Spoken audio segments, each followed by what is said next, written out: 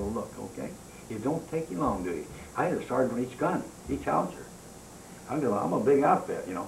So that sergeant went down and he certifies it's right. And then I went a step farther. The promotion policies there have been that the battalion commander fixed out who was going to get promoted for corporals, or one of this, that, and the other. I don't know what base he wanted on. So I made a policy in there that no PFC gets promoted to corporal unless the sergeant approves him or recommends him. No corporal gets to be sergeant unless the higher up approves him. So they said, everybody's up the line. The guy you work for better approve you, recommend you, you don't get nothing. In other words, people knew where they stood. If a sergeant had his been out there and they all don't show up in time, or something happens, it's up to him to straighten it out.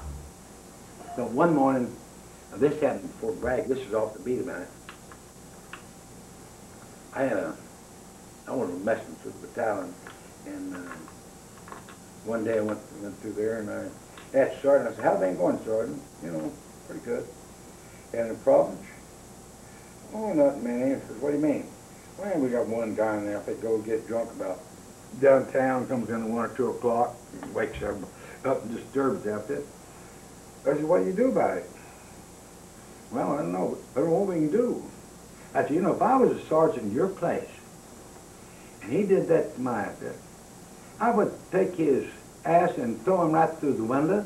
I'd throw his footlocker, I'd throw his bed, everything he's got goes right out that window behind him. And I'd make you bet that nobody knew who did it." Boy, I bet it wasn't a week or 2 weeks later. I went in one morning, the guy with a broken arm, bandage around his head, walking, limping down the way. So I called the battery commander. I said, "What happened down here ever? What's going on?" He said, "What?" And I said, "A kid came in last night and apparently they tossed his eyes out." I said, "You know who did it?" "No." "No." I said, "Do you ask him?" I asked him, but he didn't tell me nothing. You know, he didn't even call anybody's name. He don't even know he threw him out. He said he didn't. You know, it's the last time I ever had that happen. I saw the sergeant later, and I said, "How's the thing doing?" "Everything's fine. We have no more problems." And I never mentioned nothing. I wasn't involved anywhere. But in the Army, you got the chain of command, and if you don't do that, you're in trouble. I'm sitting there one morning in the battalion over there. I heard the captain just eating some private out there. Oh, just unmercifully. Across the street. I could hear him over here. And so when he got through, I told the sergeant major, "I get the captain over here, I want to see him." And I said, "Who are you chewing out?" "Oh, that goddamn private so-and-so, he's this and other." And I said, "Who's he work for?" "Oh, he's in so-and-so." I said, "Are you accustomed to chewing every private out in your battery? Is that your job, to chew the private thing?" Okay, we're on. Now let's start with a few basics, because you came. Let's go back now, because you came back from the war in '45, and we were in Fort Sam Houston until about 48, 49. 49. Yeah. I was sent to Fort Sill School. Right. Right. And Joe just died in November. No. Lucille. I mean Lucille. Lucille died in November of 48. 48, right? Right. And I was ordered to, you and I moved out at the end of the year. Remember, we loaded up the house, Yeah.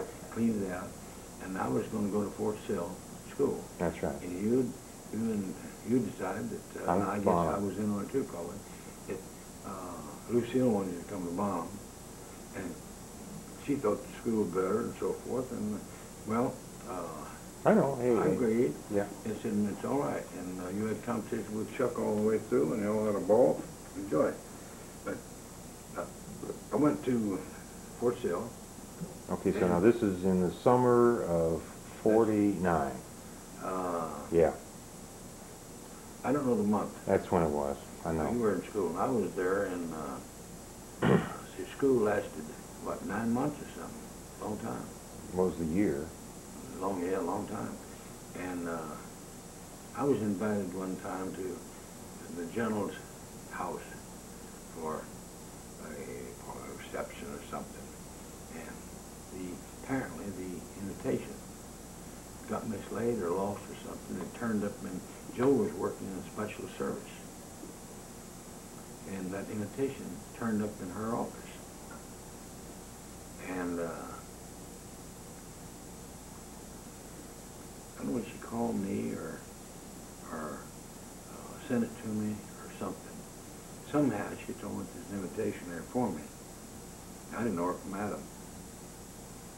And I don't know how it got to me. So anyway, I got it. And when I got the invitation, I don't know if it was too late for the party or not. I don't remember. In fact, I don't remember going. And I had a party at the club. All my class, and that includes them and their wives. We must have had 100 people. I hired a band. I paid for the band. And I hired the drinks. I had the party, on me. In the middle of the party, I was out of cigarettes. I went downstairs to get a pack of cigarettes, and when we got down there was a gal with a broken arm, broken shoulder or something. And I said, hello, how are you? And introduced myself, and I invited her to the party because she wouldn't go. And so I think that's probably the first time that I ever met her. This was Joe? Yeah. Okay. And what, she had a broken what, something? Shoulder, her Charmin cast. And I don't know how she hurt it, car wreck or something. And I said something, maybe we'll see you later, or some such thing. And I think that's the first time I ever met her. And I don't know the date. I know that this is getting near the end of the year, end of the class. Maybe half or 3/4 of the year had gone out or something. And there would have been having a party for the class, you know. So I figured that probably near the end. And so I would say that may have been the first time I'd ever met her, right there. And I had a date or two, not many, few with her. And I was working at school and studying, and I didn't have Now this was the advanced artillery school. Yeah. Yeah. And a tough some of it too. Part of it was, you know, when you go to get the probability, you're, We don't need to go through the anyway, school. you get a lot of stuff. Anyway, I started going, I had a few dates with her, and, well, whenever it was, I told Lucille that, remember what part of the year, we got married, let's see, Joe and I got married in November, wasn't it? June. June. Yeah, about June, right. And it was just before the school was out. You know? Mm-hmm. Right after school was out. Because I was going to airborne school. Right. And so Ace Black was going, I was going, and there's one officer out of our class going to airborne school. And we had 3 of them that were sent from school to port of embarkation to join division that's going to Korea, and got killed. All 3 of them did. Mm. And so when when school was about out, I asked Joe, I said, would you like to go to Fort Bragg with me? She said, what are you talking about? I said, you ought to go with me over there or not? She wasn't getting it on. Finally says, why would you ask me to go to Fort Bragg? I said, well, I thought you might want to get married to me. And that's about the way we started off. And it was after that that... I would get her side of this, too. and you can ask her, but show you the truth. Okay. She says, what do you think, I am a tramp or something like that? I said, no, I thought we didn't get married.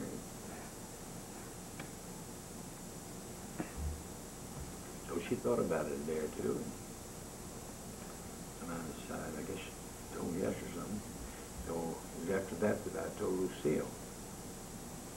And so remarks they made to her when they said weren't the most pleasant. So,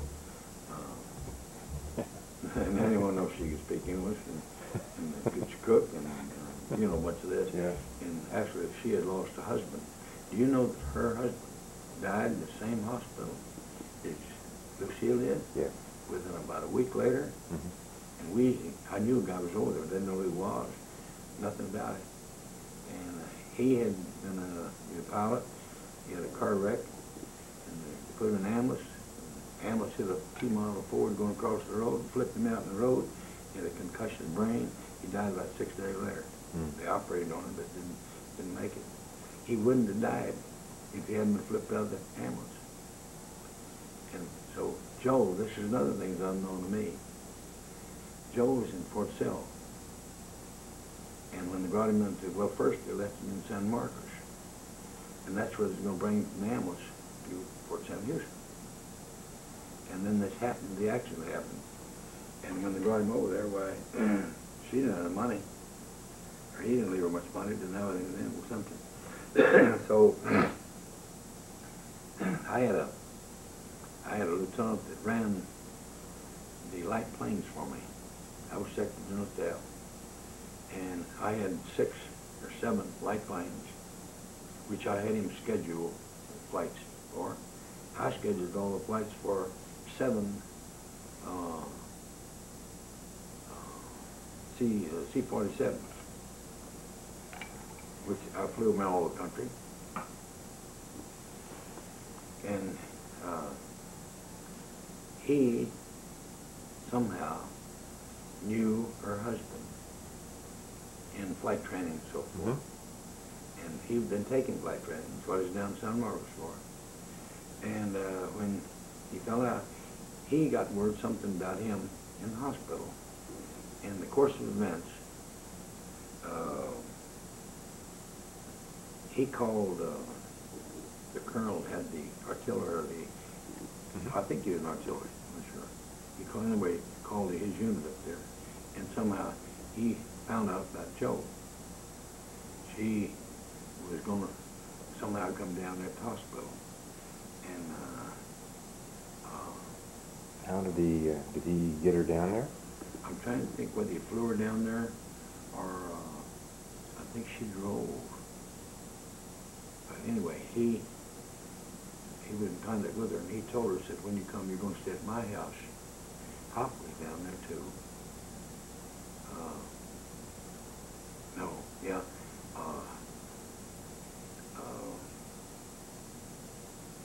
His... Well, we can get this anyway, story. Let's get the story from her, because she knows exactly what happened. He had her at his house, and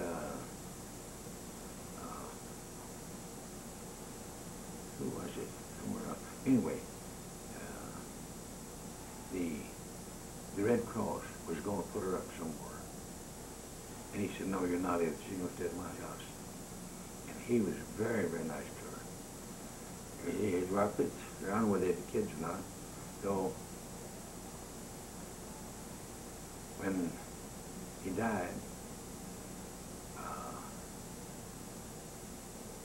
I don't know if she flew back with him. I don't think she did. She drove the car. I don't know. Were they living in Fort Sill at the time? Oh, yeah, lived in Fort Sill, somewhere up there, on the post, maybe. And he... Well, look, Dan, you don't have first hand on this. No, I don't. Let's skip through this. Let's because you two got married in June.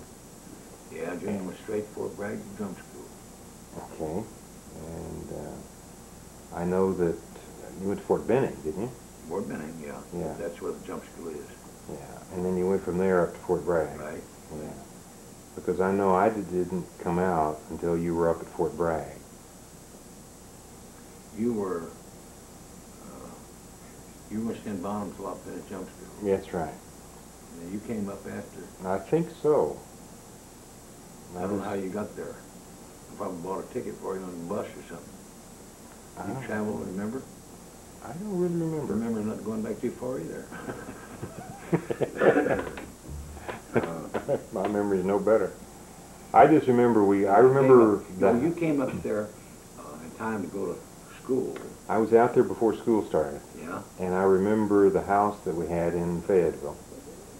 Yeah, when we first lived in First. Yeah, it was down. We were lucky to get a place to stay. Downtown, up north of town. It was not downtown. Oh, yeah, out there. And we had an oil heater and so forth. I just remember, yeah. Yeah, oil heater, and almost set the house fire one time. And it was foggy in the morning. You couldn't even see to get out of there. And we had a hell of a time finding a place on a post. We finally found a brand new rental for not an army house, but somebody else had built it to rent to the army people on a post. Remember on the corner down here? Yeah. We lived there for a while before we got the house. I remember that. So that's when I had the motor scooter. That's when I had my motor scooter. yeah. What do you remember about Fort Bragg? No, pretty good memories of Fort Bragg. I don't know. Well, I'm sure you remember it all. I won more on the Third Army examination, Third Army inspection. I won more blue ribbons than the rest of the artillery put together. My battalion did. And I was... Were you battalion commander there? Huh? What was your job at the 82nd? Battalion commander. Okay. I had the 82nd. And we I don't remember how many we won, but we won more than all the artillery put together. And I was highly commended on the thing. And obviously I was proud. Mm-hmm. Made you work a little harder, I guess. You know? Mm-hmm. So, see, I had the battalion for 2.5 years, thereabouts, and due to some officer transfer, they wanted me to come up and be the G3, which I said, well, I'll go if you want me to. Now, the general we'd had apparently was transferred somewhere. Ace Black became the Division commander temporarily. He made a full colonel before the rest of us did. Mm-hmm. And Ace was always a little jealous bone for me. He had a bit on the same as I did, and I beat him on everything. And so he wanted to work for him, and I was very nice about it. I agreed to. And one day he borrowed $5 and never paid back. And I asked him, I said, how about that $5? You know, he said, I ain't got $5. I said, I'll give you a pair of knitted mittens. Well, I said, better than nothing. So he got a pair of mittens and knitted. He said knitted in Europe somewhere. And if they were, they're probably worth more than $5. Anyway, he gave it to me. That was the end of $5. I never loaned him more money. And see, he's married to a German, remember. He married her in Germany. And I don't know what kind of family she had. But they ate hamburgers for dinner. And she's always borrowing sugar, borrowing flour, borrowing something. And always borrowed. Never paid back. So we kind of fell out a little bit and stuff like that. So he was always trying to put on a big show. When did you make full colonel? I was in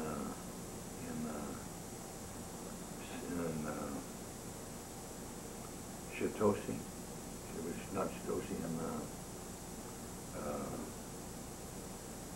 I guess that was in Japan. No, I made it I was either in Sendai. No, I got it before I got to Sendai. Artillery was over at another place. Artillery camp was. Yeah. Can't think of the name of that. And they promoted me to full colonel while I was still at the battalion.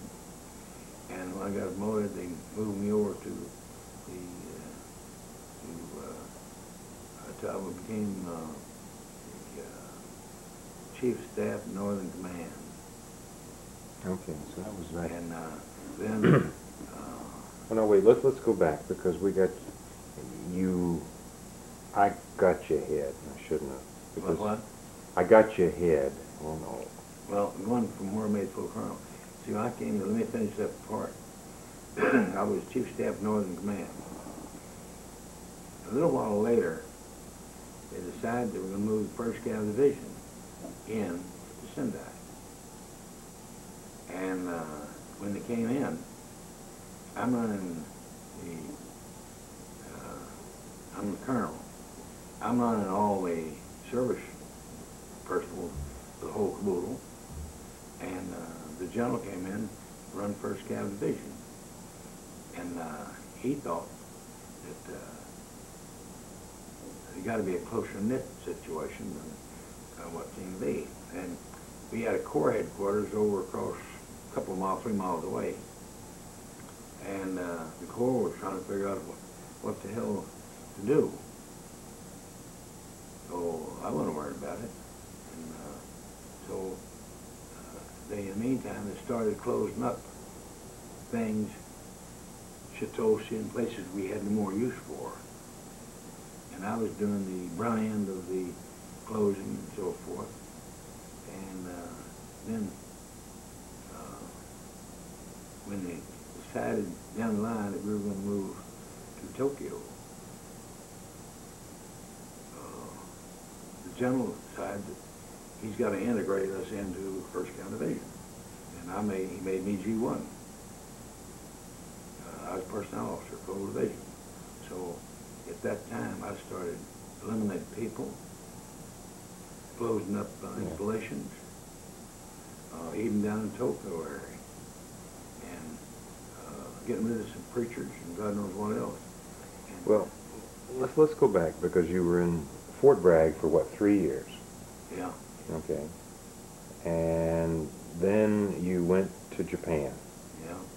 That's where Teddy saw me over there, and he immediately grabbed me off to go to Hokkaido. Okay, and you were, okay, so you went over to Japan in 53. So we lived in Fort Bragg from 50 to 53. 3 years, yeah. Yeah. At the end of 3, they wouldn't let you get out of it. If you did a good job as 82nd Airborne, you don't get out until your tour's up. How'd you get out? Or your At tour the end was... of a tour, 3 years. Yeah. And I was due for overseas. Okay.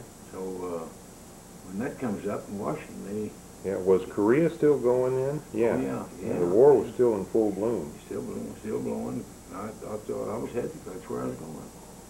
And you might say in your life that you get a lucky break now and then. Unknown then, it may have been a lucky strike for me to go to Hokkaido instead of going to Korea. Yeah. I don't know what I'd have done over there. Yeah. I'd have worked for somebody, done something.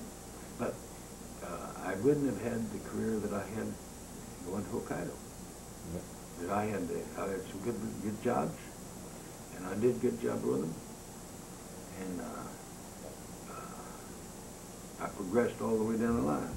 And so I closed up many things in Japan. In fact, one interesting thing, one day I got a telephone call from the gal that's head of UNICEF. You know what UNICEF is? UNICEF? Yeah, UNICEF, CET, I think it is. That is the headquarters of the foreign world orphanages. Oh, that's United Nations. It's UNICEF. UNICEF. Yeah. She was the head gal. She had a PhD from somewhere in the United States. Yeah. Her thesis, the only one of foreign students ever been published. Very nice lady. I didn't tell her she told me what she was, what she did. She wrote it on stationery. After that, I got stationery. You know, all the princes, ambassadors, the whole country filled the whole outsides of the page. What you want? No, that was to thank me.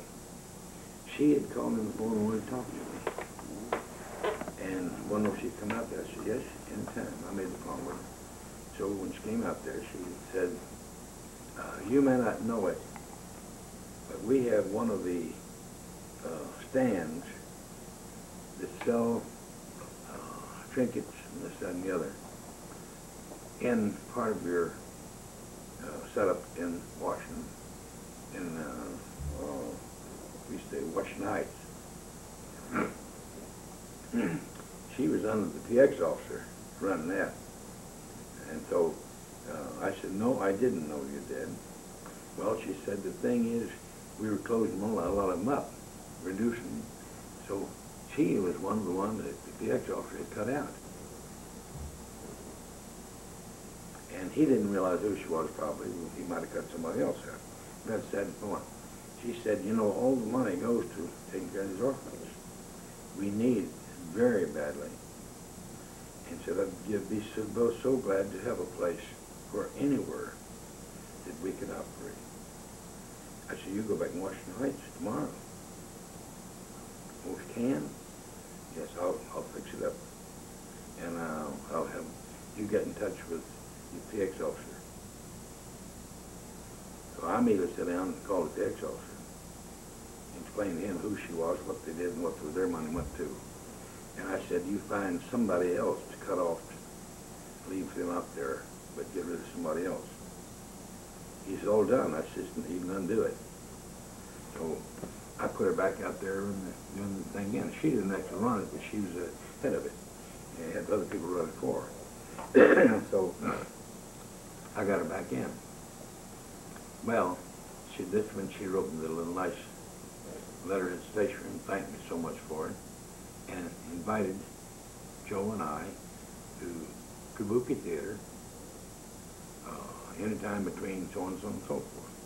Said I need a couple of days to be sure I get the ticket. So we agreed to go on a certain date.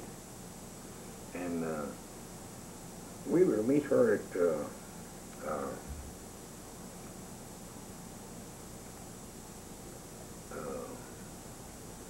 I don't know. Anyway, she carried us to the Kabuki Theater. We had tickets on the upstairs, right in the main middle, best seat you get on the house.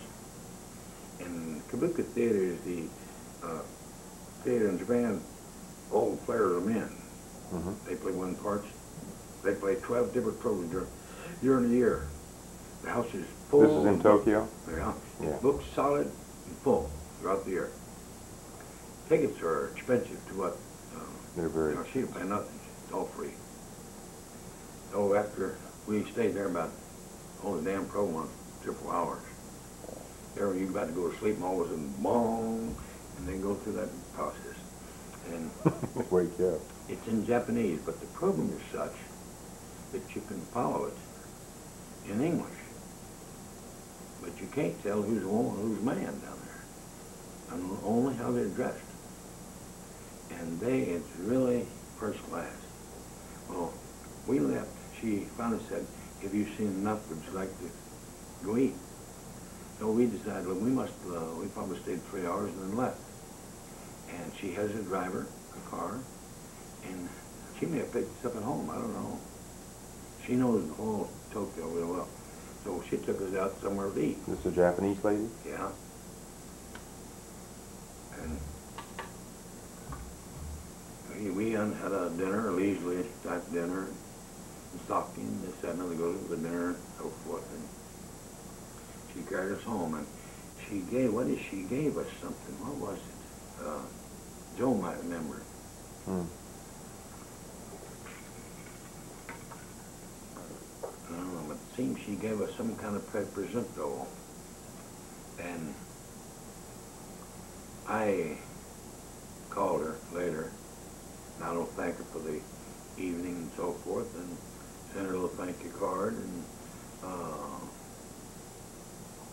called to see how she's doing with their project she was doing. She's all right, everything is all right. Not that I had to, but the PX officer made a special effort to do things right, because I raised him. So the PX show came on to me. The preachers came on to me. Personnel came on to me. Officers listened to them. I had everything, Tokyo North, everything from Tokyo South, all of them. So, are you G1? G1, yeah. Oh, every time a letter came in, somebody, congressman complained, I got the letter, general sent it to me, said, write me an answer. And I had the average of about 2 or 3 a week.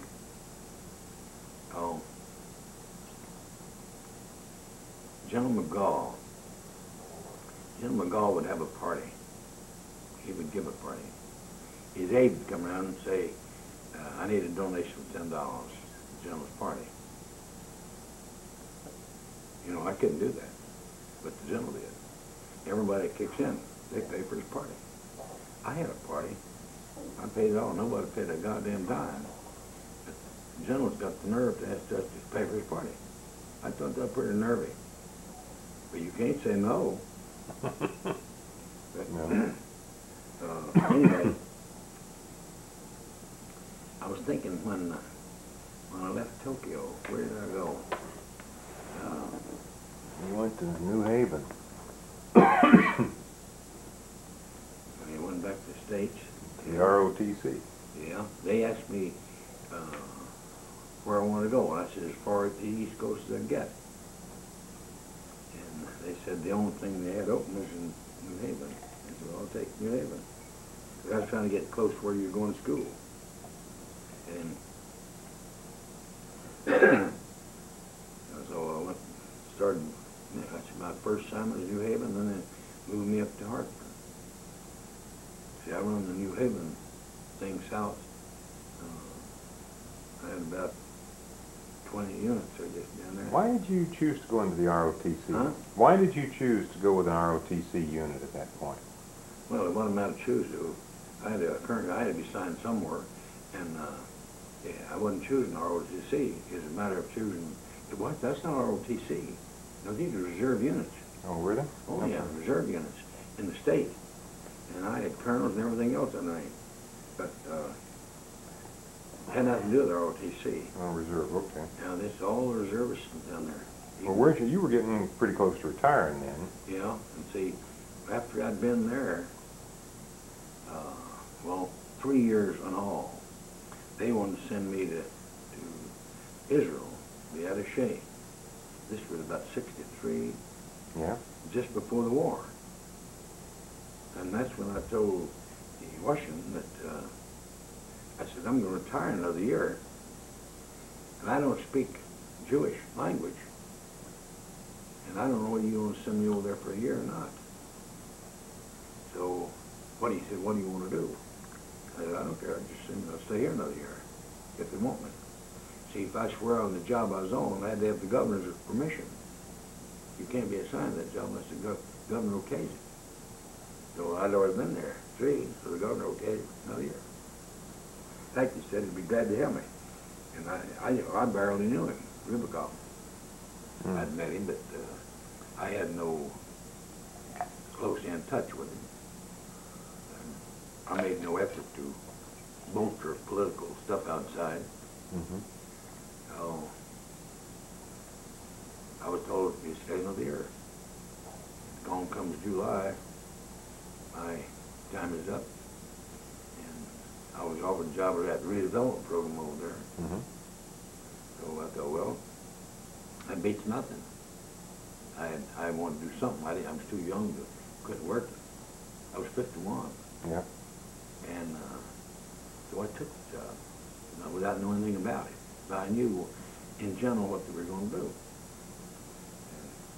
And I got that thing out of the way in about 7 months, thereabouts. This was New Haven redeveloped. No, it's not New Haven. From Meriden, about 15, 20 miles back over here. What's the town over there?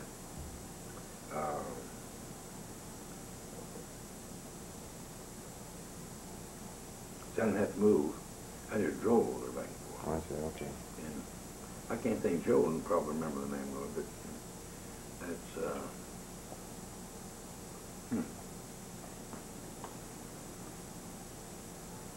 When I got that out of the way, I took this job, and then I did it in about 7 months, and then it's when I decided to go. Now, let's see, just for the record now, Rusty was born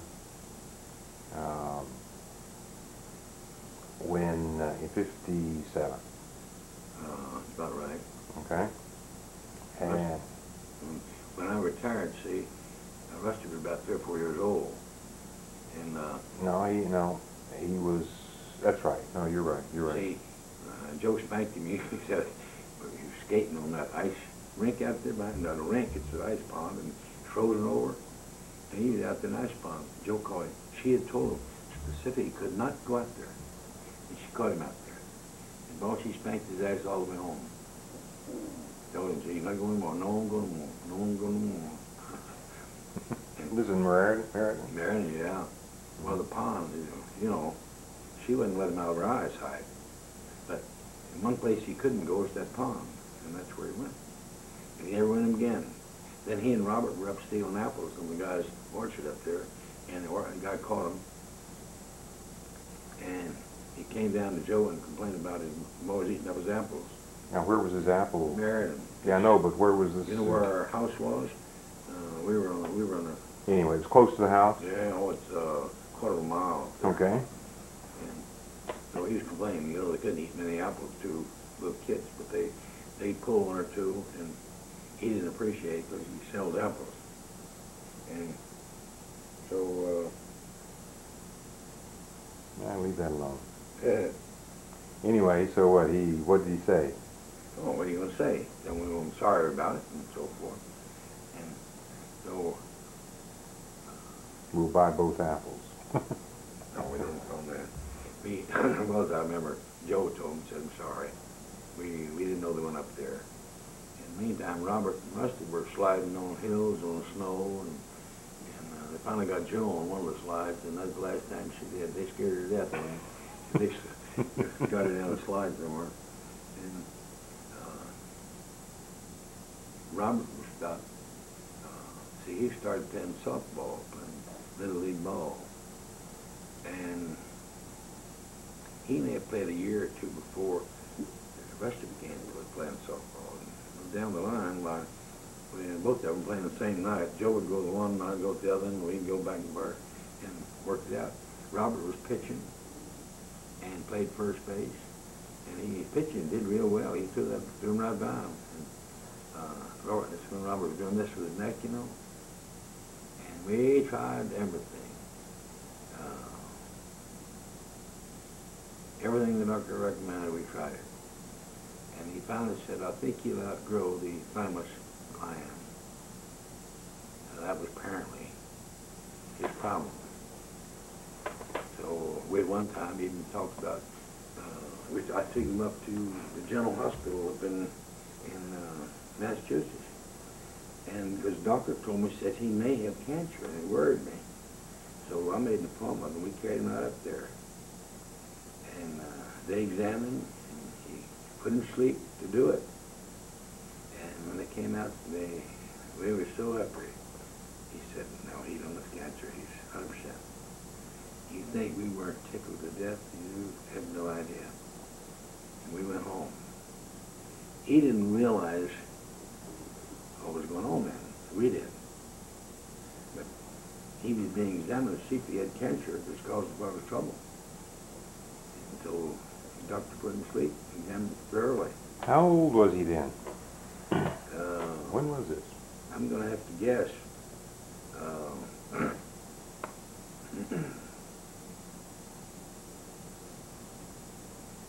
He was probably 9, 10, somewhere there, maybe 11. Probably would say 9, probably about right. And we spent about 3 hours sweating it out. Mm-hmm. So we were delighted when he came out and told us. He said, no indication. Perfect. Well, what year did you retire? 60.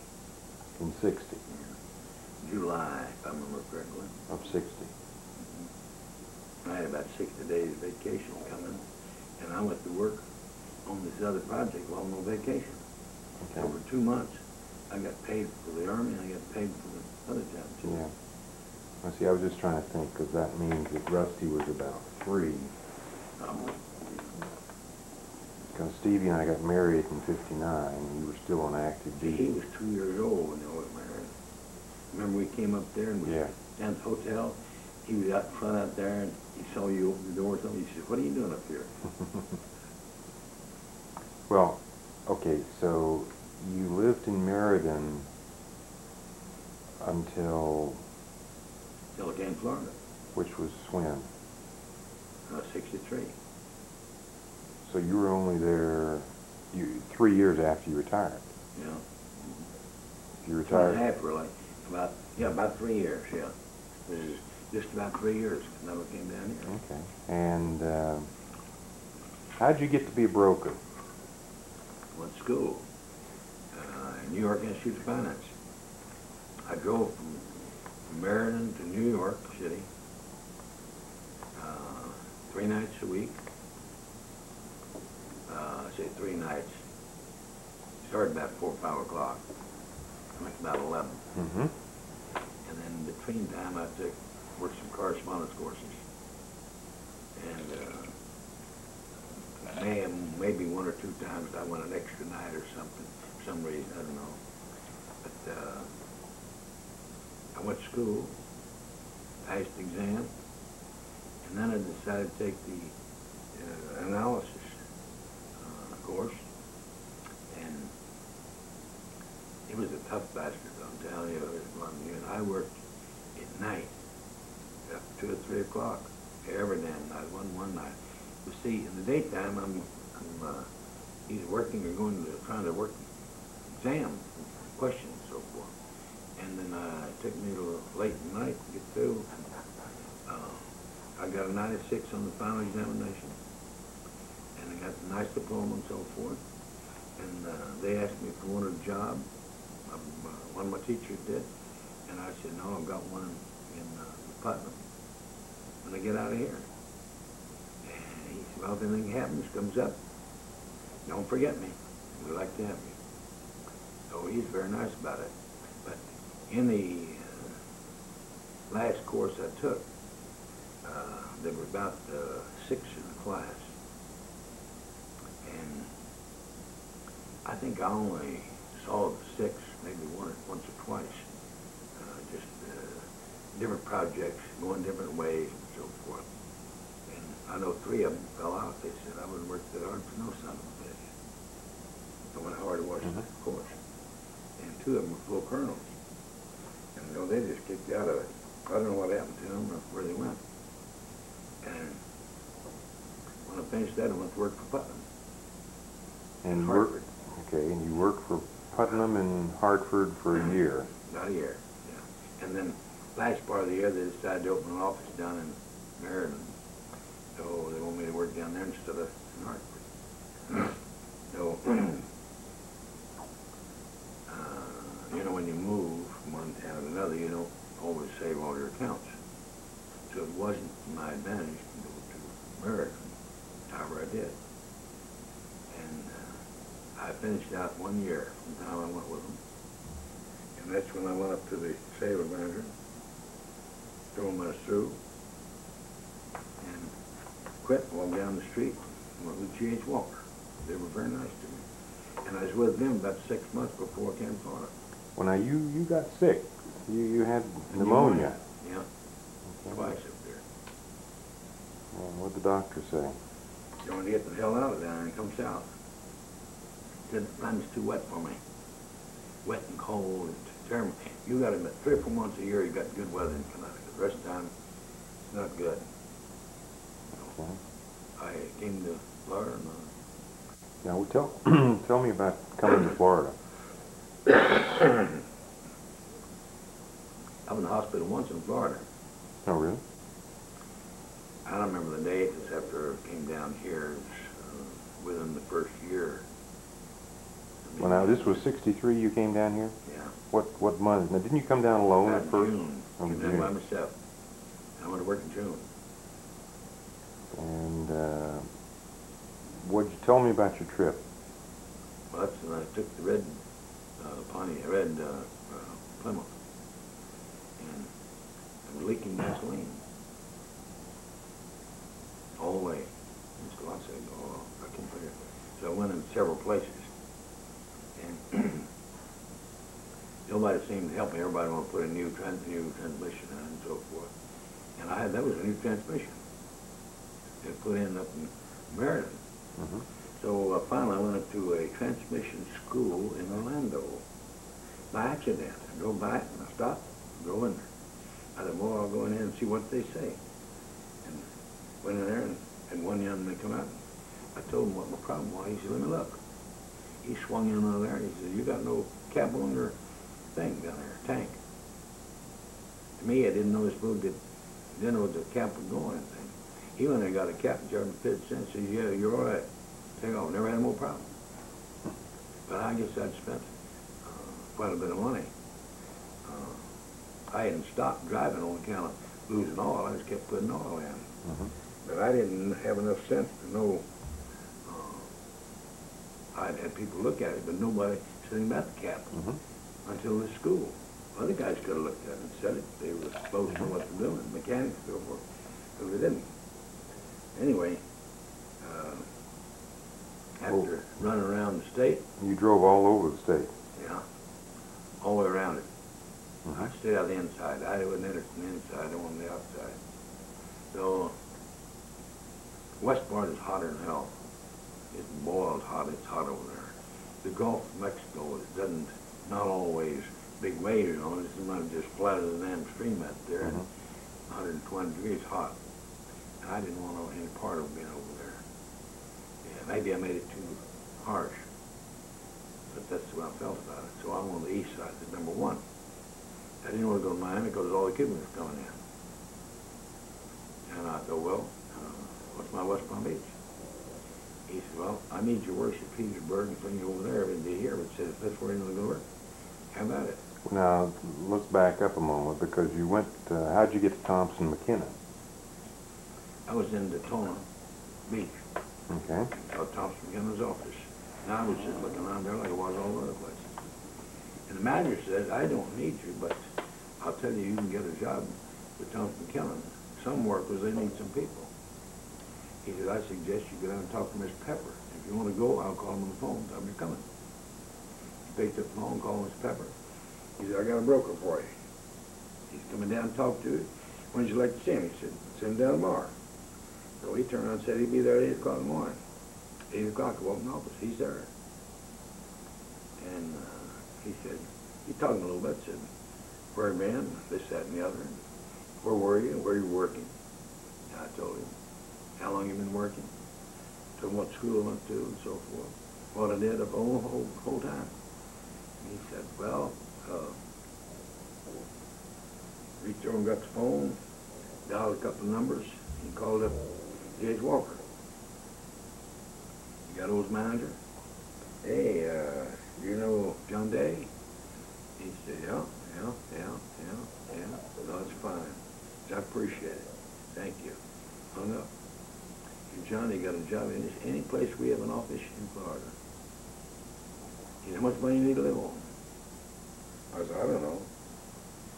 Time I sat there for $100. Enough to pay my, you know, thought I'd get enough to pay the bills. I could have got 6 or 8 if I'd asked for it. But he said, whatever you want, you can have. If it's not enough, let me know. So I went to work. I think I put him $300 a month to start off with, thinking that I could get on more commissions up the line. So 1 year from that date, I went on commission, made $1,000 first month. And I was top man in the office. Ted, up here, we had a, what they called him, manager, called Ted Bradfish. He was been working for Thompson about 30 years, never was commissioned as a broker, never took the exam for a manager, but they called him the manager. But he was not the manager officially of the office. Mr. Pepper was. Mr. Pepper was manager of all the offices. But he'd had a few of them that qualified to be managers that were. So when I worked for Ted, I didn't know anybody down here. I had a doctor in Connecticut that was custom mine up there. He did some trading, good trader. In fact, I made him $39,000 first year down here. And we bought and sold Chrysler and this, that, and the other. Finally, his wife got into the business. She's a She thought she was getting smart. She wanted to do trading with me, but she wouldn't do anything. I told him, I said, I can't do anything, your wife. I said, she doesn't know enough about it, and she doesn't want to take my word, and she don't move. Well, I'll get back into it a little bit and work around. Anyway, after about a year, finally I told him, I said, yeah, I don't want to do more. I can't do this. They accused me of spending too many long-distance telephone calls to Connecticut. And I said, well, I don't know why you're fussing. I did a lot of business up there with the telephone calls I used. So, finally, I shipped him his certificates and drove him to Sinai. And I started working down, trying to get people around here. And Ted says, you have to stay in the office till the market's open. I said, Ted, who's going to come see me? Well, he said, we're going to keep the office going. I said, well, Ted, let me tell you something. Since I have no customers down here, and I'm going to hang around the office here, whatever time I'm doing this, I'm not getting any more customers either. And I can't get it all on the telephone, and I'd like to do some running around, except the day I'm on the floor. He said, no, you can't do that. So I picked the phone up, I dialed Mr. Pepper. Ted sitting up with Mr. Pepper. Ted says I can't get out of here during the week. If I'm down on the floor, I told him I'd stay on the floor. Otherwise, I want to get up and chase around and hunt some customers. He's put Ted on the phone. And Ted says, yes, sir, yes, sir, yes, sir. All right, sir. All right, sir, thank you. Hung up. He said, you can go anytime you want to go, except today you're on the floor. So I started picking up some publications, and I'd take it out to Hope Sound and go up and down the streets and meet people and give them a card, give them some material, something help you let me know. And about a week later, call on the phone. He didn't call me yet or something, you know, little by little. And I went to condominium one night on the way home, up here, not too far away, and I did the same, knocked on the door. You're not supposed to shop me in soliciting them, so you have to be careful. So anyway, I knocked on the door and handed the guy the material. I said, I'm Broco Thompson McKinnon. My name's Dave. Here's my card. Here's something you might like to read. He said, hey, wait a minute, come here, come on the house. I sold my $25,000 mutual fund while I'm there. When I went back in the office the next day, God, they had a fit. Well, he kept it till he died and turned it over to his wife, and I lost track of her. I don't know where she went to. And so I began to do little by little, a little of this and all that, and it's the way I've always worked. I've never had seminars.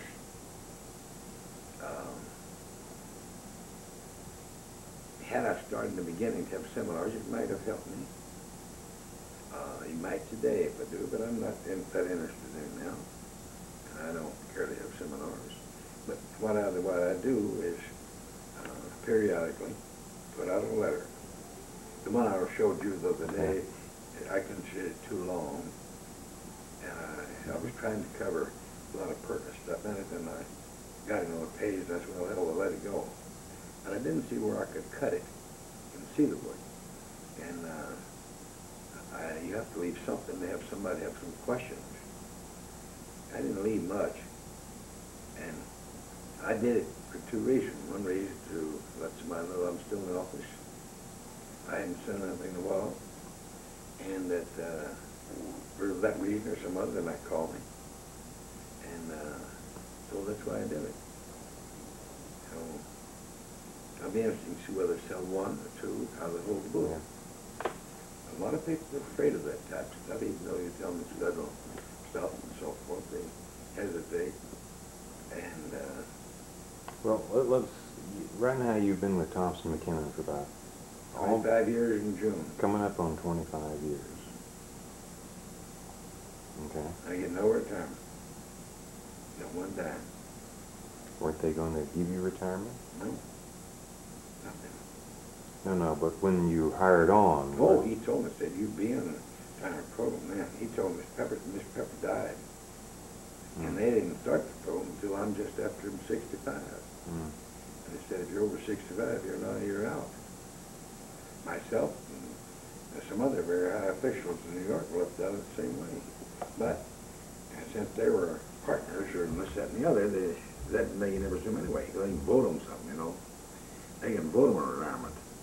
They can't vote, they won't vote me one. So, I was offered the job of manager, and I didn't want it. Up and I didn't want it. At the time, I was making more money than the manager was.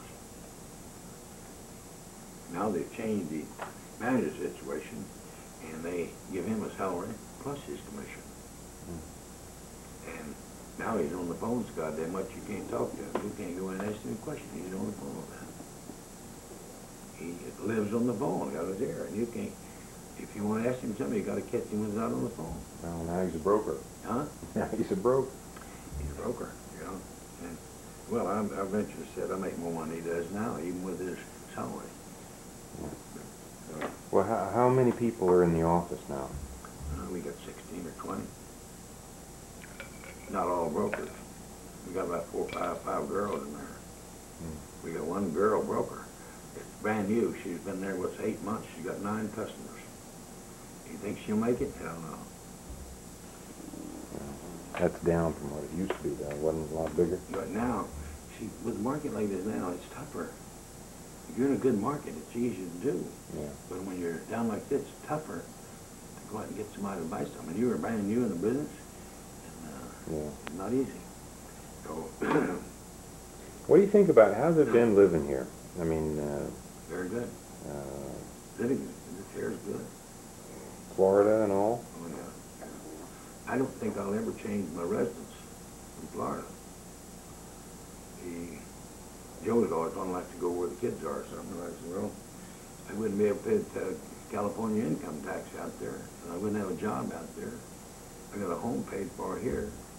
If I got to buy a home out there, it's too damn expensive to buy it.